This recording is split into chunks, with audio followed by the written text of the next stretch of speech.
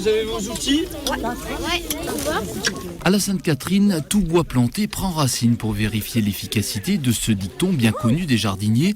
Vendredi dernier, les élèves de CM de l'école de Castanet à Nîmes n'ont pas hésité à mettre les mains dans la terre. Il va falloir creuser un trou, d'accord? De 40 cm de profondeur. Voilà. Et tu vois là, les racines, elles sont toutes coincées. Donc il va falloir les aérer un petit peu. Encore un chouïa. Alors pourquoi? Parce qu'on a dit qu'il fallait que sous le plan, il y ait 10 cm. Il en manque un petit peu. Par groupe de 5, encadrés par les jardiniers de la ville, la mission du jour, planter des dizaines d'arbres, micocoliers, épines noires, poiriers, pommiers, différentes espèces pour créer un habitat pour les animaux.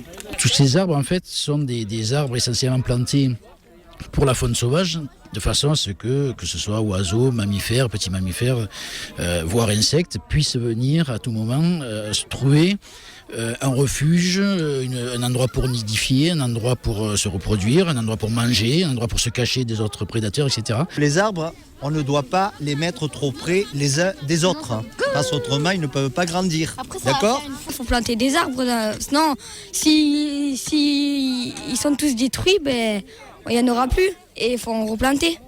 C'est un geste aussi pour la nature, pour nous, pour les animaux, pour tout le monde, quoi.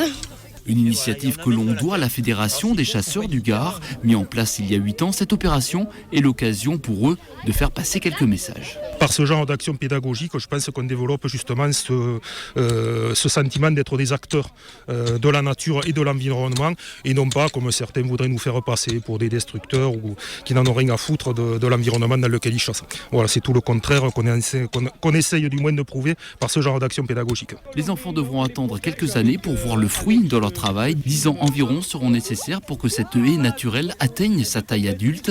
Les services des espaces verts de la ville de Nîmes ont promis de venir régulièrement arroser les plants pour ne pas contredire le dicton préféré des jardiniers.